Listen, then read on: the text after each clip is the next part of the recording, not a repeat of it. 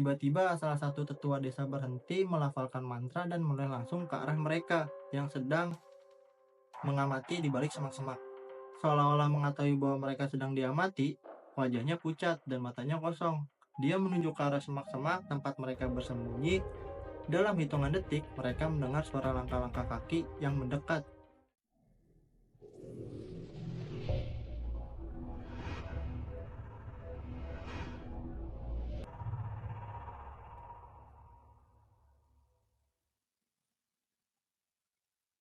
Assalamualaikum teman-teman, balik lagi di channel kami bersama gua Dapai.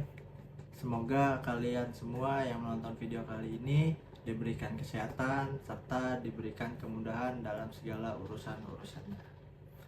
Oke, salam penasaran untuk para pengungkap misteri. Oke, pada kesempatan kali ini kita akan membahas tentang ritual terlarang di desa terpencil menguak rahasia yang tersembunyi. Di desa terpencil yang jauh dari peradaban, tersembunyi sebuah rahasia gelap yang telah lama disembunyikan oleh para tetua. Rian, Maya, Andre, dan Dika, 4 mahasiswa yang penasaran mendengar tentang ritual terlarang yang dilakukan di Bukit Keramat itu. Dengan rasa penasaran yang tak terbendung, mereka memutuskan untuk menguak kebenaran di balik legenda tersebut. Namun, apa yang mereka temukan jauh lebih menakutkan dari yang mereka bayangkan. Ritual kuno itu bukan sekedar mitos atau kekuatan besar yang siap membalas siapa saja yang melanggar batas terlarang. Apakah mereka akan berhasil keluar dengan selamat, atau justru mereka menjadi bagian dari kutukan desa tersebut? Temukan jawabannya dalam cerita kali ini. Jangan lupa tinggalkan pendapat kalian di kolom komentar, dan jangan lupa untuk di like, komen, dan subscribe, serta nyalakan lonceng notifikasi agar kalian gak ketinggalan cerita seru lainnya. Oke, gak usah lama-lama lagi, kita langsung masuk aja ke ceritanya.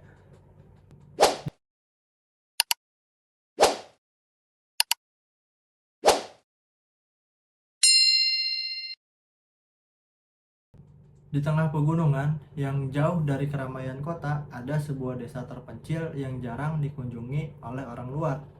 Desa itu bernama Desa Karangjati.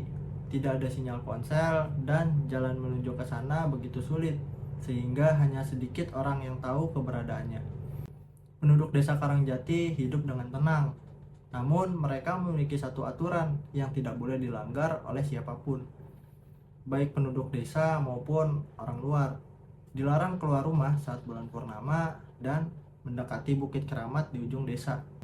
Menurut cerita yang beredar, pada malam bulan purnama, sebuah ritual terlarang dilaksanakan oleh para tetua desa di Bukit Keramat. Ritual ini diyakini telah berlangsung ratusan tahun lamanya, namun tidak ada yang tahu pasti tujuannya. Jadi setiap malam bulan purnama itu, para tetua desa di Bukit Keramat yang ada di ujung desa itu pasti selalu melakukan ritual. Bahkan penduduk desa yang menetap lama di Desa Karangjati itu tuh nggak tahu apa nih maksud dari tetua itu yang melakukan ritual itu. Konon siapapun yang menyaksikan ritual ini akan mendapatkan kutukan dan tak akan pernah bisa meninggalkan desa tersebut. Cerita ini dimulai ketika sekelompok mahasiswa dari kota besar terdiri dari Rian, Maya, Andre, dan Dika mendengar tentang Desa Karangjati dan legenda mistis yang menyelimutinya.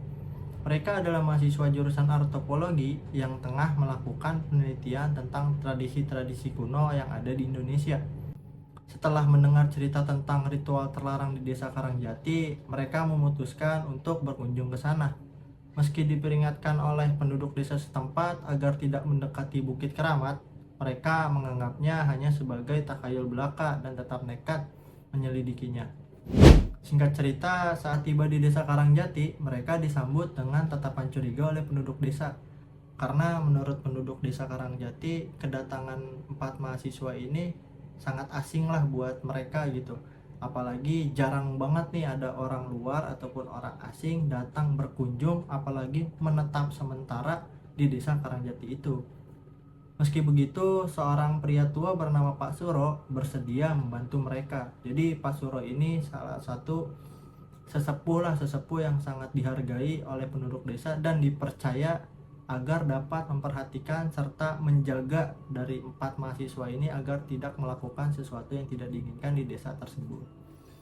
Ia adalah satu-satunya orang yang mau berbicara tentang sejarah desa dan tradisi yang dijalankan di sana. Menurut Pak Suro, Bukit Keramat adalah tempat di mana arwah leluhur berkumpul, dan ritual yang dilakukan setiap bulan purnama adalah untuk menenangkan mereka. Jika ritual itu terganggu, desa akan dilanda bencana besar. Jangan coba-coba melanggar aturan di sini. Bukit Keramat bukan tempat untuk bermain-main. Namun peringatan itu tidak digubris oleh Rian dan teman-temannya. Jadi posisi Rian ini sebagai leader di ketiga anggota kelompok mahasiswa yang melakukan penelitian di desa Karangjati itu. Singkat cerita, pada malam bulan purnama, rasa penasaran mereka semakin memuncak. Mereka memutuskan untuk mendaki Bukit Keramat secara diam-diam, berharap dapat menyaksikan ritual yang telah lama menjadi misteri. Meski Maya dan Andre merasa sedikit ketakutan, karena Rian sebagai leader di kelompok anggota itu, si Rian ini meyakinkan mereka bahwa semua akan baik-baik saja, karena apapun yang terjadi di sana itu merupakan tanggung jawab dari si leader ini yang bernama si Rian. Bagi mereka ini adalah kesempatan langka untuk memecahkan rahasia kuno. Ketika bulan purnama muncul di langit, mereka menyelinap keluar dari rumah Pak Suro dan berjalan menuju Bukit Keramat. Semakin mendekati puncak, suasana menjadi semakin sunyi. Udara malam terasa dingin menusuk tulang, dan pepohonan di sekitar bukit terlihat lebih gelap dari biasanya. Singkat cerita, ketika mereka mulai mendekati puncak, mereka melihat sebuah lingkaran batu besar yang dikelilingi oleh obor menyala. Di tengah-tengah lingkaran, para tetua desa berdiri dengan pakaian serba hitam, menghadap ke arah patung batu besar yang menggambarkan sosok menyeramkan dengan mata kosong.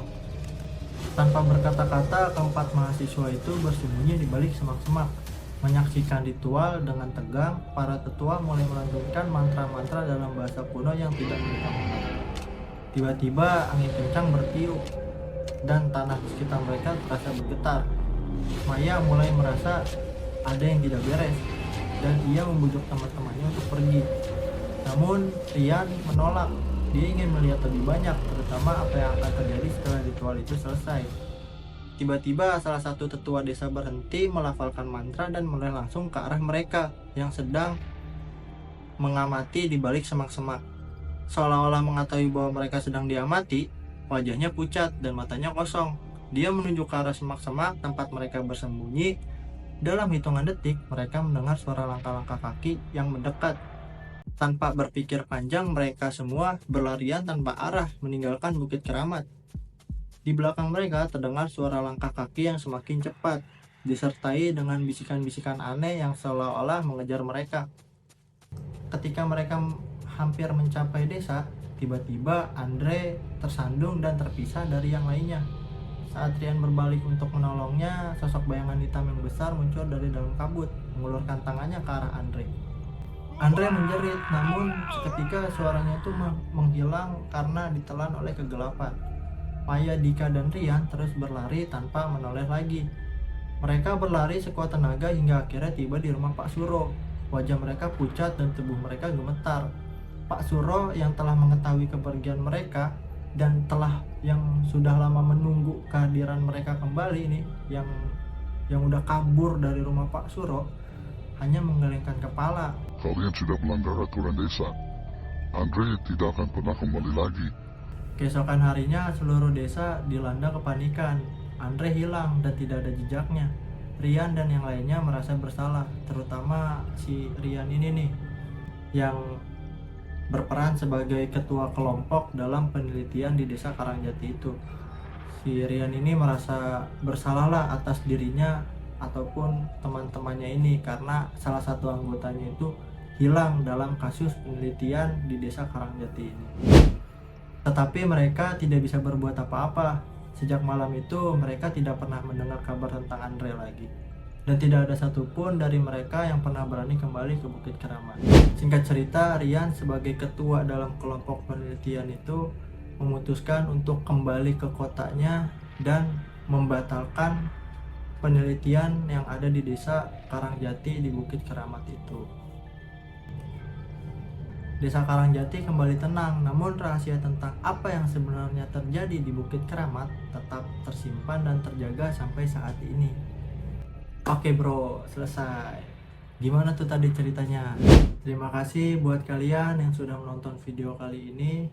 Jadi pada intinya menghormati budaya dan tradisi setempat bukan hanya soal sopan santun, tetapi juga soal menjaga keseimbangan antara manusia dan alam. Gimana ya nasibnya Andre yang menghilang di Desa Karangjati yang sedang melakukan penelitian tentang tradisi-tradisi kuno yang ada di Indonesia? Karena mungkin menurut gua pribadi sih karena keegoisan dari si leadernya ini gitu, dari si Rian ini, karena memang sudah diperingati oleh Pak Suro yang orang tua lah, sesepuh yang ada di desa itu sudah memperingati nih kepada 4 mahasiswa itu kalau malam bulan purnama itu jangan pernah keluar rumah.